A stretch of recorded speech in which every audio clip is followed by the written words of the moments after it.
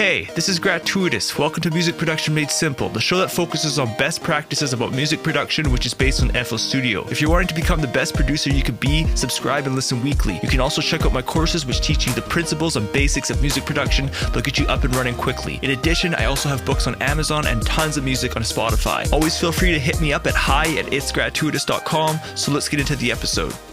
All right, hey, what's going on, everybody? Welcome to episode number 26. So, welcome to the new year. I have a lot of things I want to tackle this year in a sense of products and courses and stuff like that. I actually have 2 ideas for books that I want to finish. I have like an FL Studio beginners book that I'm working on, which I've been working on it for a while. I just don't have the time, just kind of juggling different things around. But I do want to set aside some time to release that, get it on Amazon, as well as a piano book with pictures and stuff like that. I think that'll be really, really helpful to a lot of you guys, especially for those of you who have taken my piano course. So with that said, I just want to let you guys know, I've just released a brand new piano course. Okay, so now that I have nice camera, nice microphone, all that stuff. So I created this piano course before I had all that nicer gear, and it was my best-selling course out of all of my courses. And I taught the piano from a beat maker's perspective, trying to teach you, as a beat maker, what do you need to know to play the piano, okay? And really, it comes down to knowing improvisation and knowing how to create catchy loops. And in order to improvise, you have to know what notes and keys you're allowed to play, which also dictates what chords you're allowed to play, okay? And now that I got this higher quality gear, this video gear, I decided to revamp that best-selling piano course, okay? So the new piano course is called Piano Lessons for Producers. And I break down, how a piano works, what are you looking at when you look at that piano, keys, chords, scales. But I also give you guys some kind of practice examples too, so you can kind of get up and running a little bit faster. So again, you guys can just check out Piano Lessons for Producers. I'll leave the link in the resource section. I've also released another course. It's called, how to use automation clips in FL Studio. I just want to kind of keep covering all these kind of common problem areas for newer producers. And if you have any questions, if you want me to create a course on a certain topic like that, because I've already created one on how to use an audio interface, how to use a MIDI keyboard, now automation clips, right? These are kind of just small, specific, targeted areas. And if you have questions similar to that, send me an email, hi@itsgratuitous.com, and I can easily create another course specifically just for that. And if you are a member, you guys always get these courses for free. So that's a huge perk. There's the monthly as well as the lifetime membership. Okay, so I want to get into this episode and talk about, so nowadays with so much information being available to us, it's really important to know how to learn faster, okay? Even if you search this into Google, I'm sure you're going to get tons and tons of videos. But really the thing is cutting out the fluff of your life. So when you go to research a topic, you're going to find so many different websites that, are talking about that topic. But sometimes they copy each other websites. So for example, sometimes a website would go to another website, they read, their main points, and now they start writing an article based off of that other person's article. So being a producer, there is actually a lot to learn, and you always have to constantly be reading. I remember for myself when I first started, so maybe a couple of years into producing, maybe about 2 or 3 years in, I ended up purchasing the FabFilter Pro bundle, okay? So I ended up getting like Pro L, Pro Q, Pro C, Pro DS, Pro G, and then eventually when they came out with the multiband, Pro MB, I bought that separately as well. But I remember that I couldn't get any information on us, some of their features that they had, for example, they have like the K metering. Like now I'm speaking like the very, very first editions, the first volumes of FabFilter. Now they're on like version 3, just to kind of give you a reference point that I'm still using like the old gear that I've bought a long time ago, and it still works really, really well. So again, be careful of gear lust. You don't always have to buy the newest, the nicest. You have to buy what works for you, okay? But I remember reading through the manuals of each plugin, okay, because if you talk about a limiter, for example, like there's a lot of information about a limiter and what all the knobs do, for example, like look ahead. And if you're talking about like dither and, oversampling, these words, and you're just like, whoa, like, okay, so now we're kind of getting technical. Like you don't just have to know just kind of like, how to count beats anymore. It's now like you're actually learning how digital audio works. And by reading these manuals, it was like going directly to the source for the information. Okay, so that has been one good way for me to learn how to get direct information. Now, not to say that these manuals are always right. You always want to maybe double check, just do some research. But for the most part, the person developing the plugin is knowledgeable. It takes a lot of knowledge to program these VSTs, okay? I've looked into it, and eventually I do want to learn how to code my own. Over the years producing, sometimes you think about something, you're like, oh, I think that'd be pretty cool. But it's just, the blockage there is knowing how to code, right? And the time to code it. Okay, so some other things I want to talk about learning how to research and, find these questions because, okay, so in beat making, I guess production as a whole, we have different stages of production. And in each different stage, that is actually a professional engineer's job in the real world. Okay, so for example, if we talk about a beat maker, okay, so that is one person's trade within this industry. They are a beat maker. Then we have the mixing engineer. They are actually like that is their job. They mix the music with EQ, compression, and then there's the arranger. Okay, so there's professional arrangers within this music industry. But you see, when you are a bedroom producer and you're trying to do this all yourself, you may not be aware of it, but you're actually taking on the role of many different people's jobs, and you're essentially becoming like that real producer, the one-man band show, okay? And with that said, you have to know how to obtain the knowledge and, keep it. You have to know how to read and keep that knowledge, okay? Because it's really easy to read a book, but then to retain that knowledge and remember what you've read, that is what the hard part is, okay?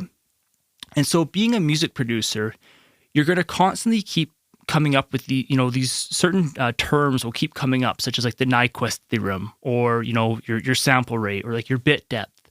And it's just like, well, what do these things actually mean? Now, just because the information is there doesn't mean you have to know it.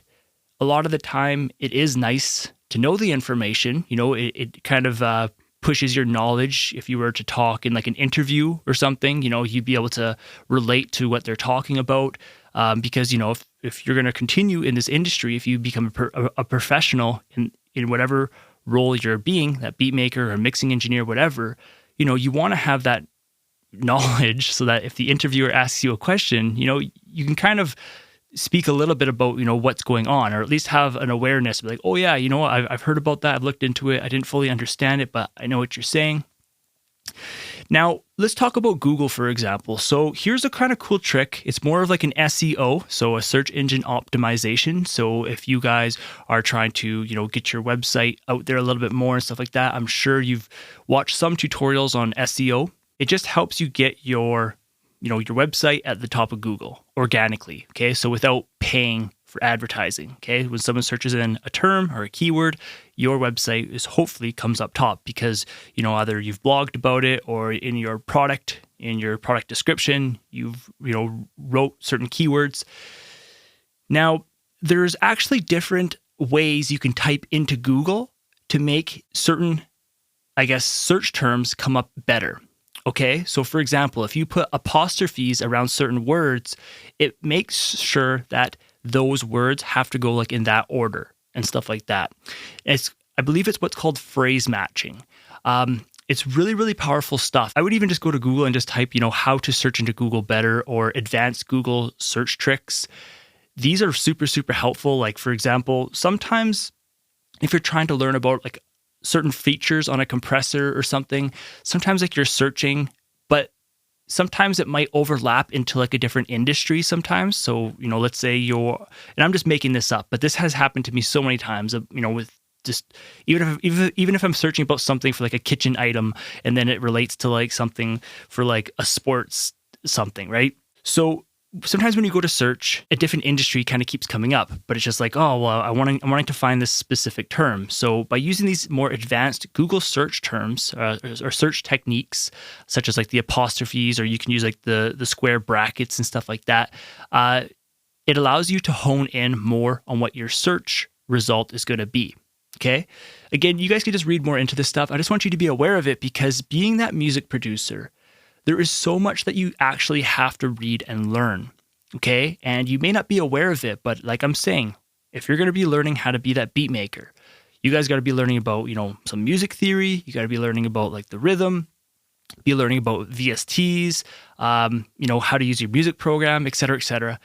Now, if we go into the mixing, okay, so now you have to be learning about frequencies. You have to be learning about testing on different systems, So for example, just because it sounds good in your studio doesn't mean it's going to sound good out there in the real world, which is called translation, right?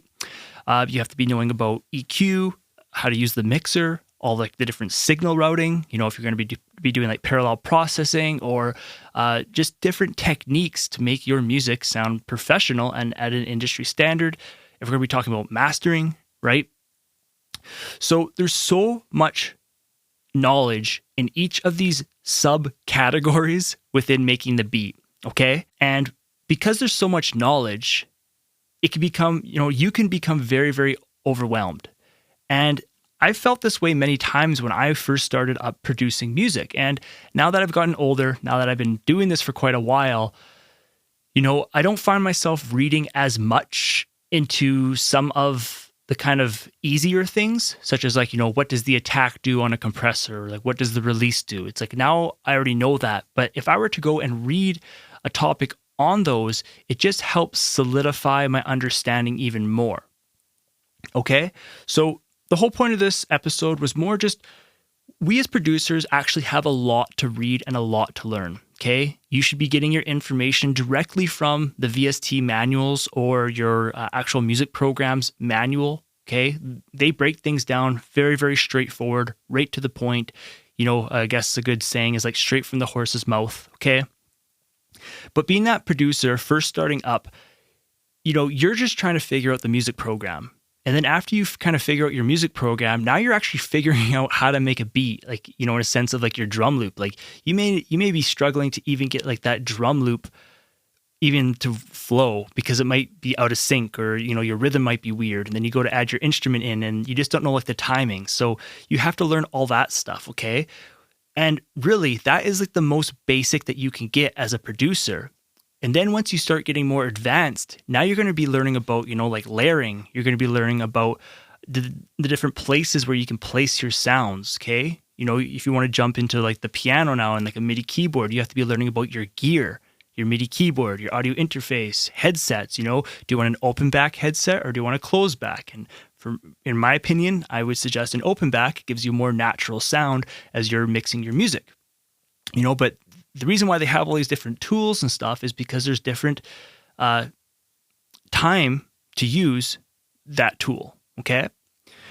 Okay, so I just wanted to let you guys be aware that, when you actually research, when you're reading, it takes time, okay? And just because you've read something today doesn't mean you're going to retain it tomorrow. It may be you have to come back and read it a month later, and all of a sudden it's like, oh, now it clicks, okay? So don't get overwhelmed. If you don't understand something right now, don't worry. Keep making your music, keep growing. Eventually, you're going to read that same paragraph later on, could be a year, could be 2 years from now, and it clicks. And you're just like, why did I find that so hard earlier on? And again, it's just because you have so many things going on in your mind when you're first starting producing, especially, if this is just a little side hobby, right? There's a lot to learn. And there's going to be a lot of reading. And I'm just going to warn you that right now. But it's important that you learn how to research properly. In addition, you also have to learn how to ask the right questions, okay? Again, a lot of these websites, they write articles that are based off of other articles. And you just want to find the information that you want that is direct and to the point. Again, manuals are really, really helpful. Forums are pretty dangerous. Don't get me wrong. Sometimes you can really find that one little nugget of information and it's just like, oh, that's what I was looking for so long. But it's a lot of opinion-based stuff on forums. So you just got to be careful of just the opinion stuff. For myself, I do have my own opinions. I try to be pretty transparent. And if I do give my opinion, I'll kind of give you most of the time like both sides to the argument. Be like, let's say we're talking about like mixing the low end or something. I'd be like, oh, well, I'll do it this way. I know a lot of people in the industry do it this way. However, I like doing it this way for this reason.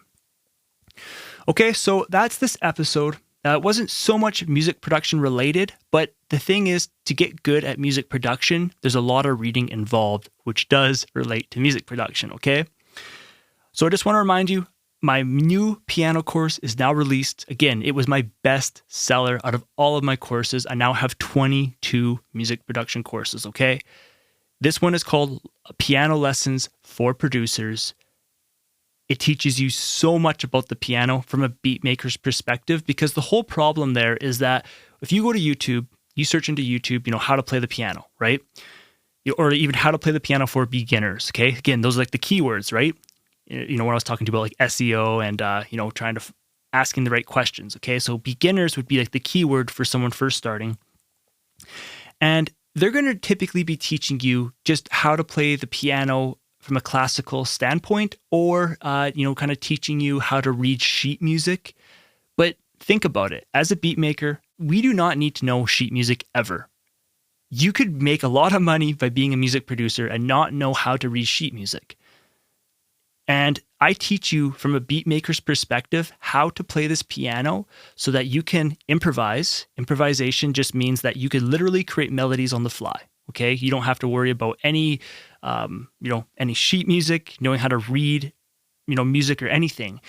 You just have to know how a piano works in a sense of the notes, your octaves, how keys and scales work, because that dictates what notes you're actually allowed to play on a piano. Okay, when I first started making beats, playing the piano, I was always able to hit like the white notes, but then as soon as I would go to add the black notes in, I was confused because it would always sound, out of pitch. And so a piano has 12 notes, okay, per octave, okay? And then it just repeats every single octave. But when you pick a key and a scale, you're actually only allowed to play 7 notes. And by you understanding that, it's actually a game changer. And I say that because instead of you trying to figure out what notes you're even allowed to play, now it's just a matter of trying to find a melody with the notes that you know that you are allowed to play. Now that's still hard. Don't get me wrong. Trying to find that melody is still, it takes skill, okay? But it's a lot easier than trying to figure out what notes you're allowed to play rather than knowing the notes and then just trying to find the melody, okay? So in that piano course called Piano Lessons for Producers, I teach you from a beat maker's perspective. You guys will actually learn how to play the piano with both hands, improvisation on the fly. I can only get you so far. I can give you the knowledge. It is up to you to practice, but it'll be a huge eye-opener for you. And then when you go to make your beats, you can just truly excel. So if you do want to get that course, I have it in my membership. So just come to itsgratuitous.com. There is a monthly or lifetime membership. Lifetime gives you access to all courses and all future courses. Okay, so I just want to let you guys be aware of that because it has been my best seller. It has helped so many producers. I don't want to keep driving it home to you, but it has helped so many producers. I've gotten so many awesome 5-star reviews saying like, thank you, thank you, thank you, that kind of stuff. And now it's just a revamped version of that piano course now with high quality gear. Okay, so if you guys have any questions ever, just always feel free to reach out to me. Okay, this is, I like to teach, I like to produce music. And, if you guys want some advice, I'm always here to answer your questions. So thanks for tuning in. I'll talk to you guys in the next episode and take care. Thanks for checking out the episode. If you had any questions, visit itsgratuitous.com/podcast, select an episode, and submit your question at the bottom of the page to the contact form. If you'd like to take my FL Studio courses, see my current studio and podcasting gear, read my books, or are interested in lessons, visit the link itsgratuitous.com/learning. That page will redirect you to more info and resources. I hope the best with your productions. I'm Gratuitous, and I'll see you in the next episode.